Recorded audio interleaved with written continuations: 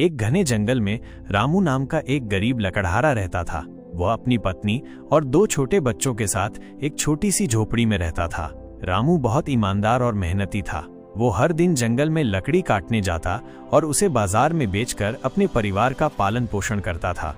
एक दिन रामू नदी के किनारे एक पेड़ काट रहा था। अचानक उसकी कुल्हाड़ी उसके हाथ से फिसल गई और नदी में गिर गई। रामू बहुत दुखी हुआ।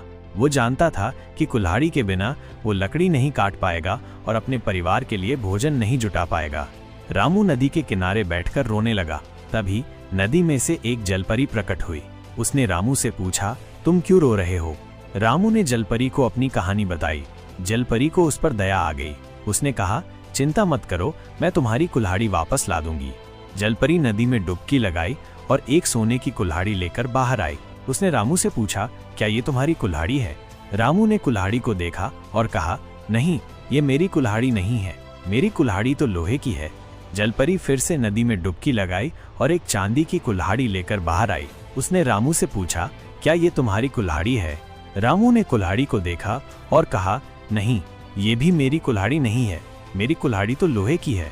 जलपरी फिर से नदी में डुबकी लगाई और इस बार वो रामू की लोहे की कुल्हाड़ी लेकर बाहर आई। उसने रामू से पूछा, क्या ये तुम्हारी कुल्हाड़ी है? रामू ने अपनी कुल्हाड़ी को देखकर खुशी से कहा, हाँ, यही मेरी कुल्हाड़ी है। जलपरी रामू की ईमानदारी से बहुत प्रसन्न हुई। उसने कहा, तुम बहुत ईमानदार हो, मैं तुम्हें तुम्हारी ईमानदारी का इनाम देना चाहती हूँ। जलपरी ने रामू को सोने और चांदी की कुल्हाड़ी भी दे दी। रामू बहुत खुश हुआ। वो जलपरी को धन्यवाद देकर अपनी तीनों कुल्हाड़ियों के साथ घर लौट आया।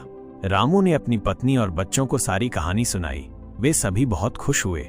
रामू ने सोने और चांदी की कुल्हाड़ियों को बेच दिया और उससे मिले पैसों से उसने एक नई झोपड़ी बनवाई और अपने परिवार के लिए ढेर सारा भोजन खरीदा। रामू और उसका परिवार खुशी खुशी रहने लगे।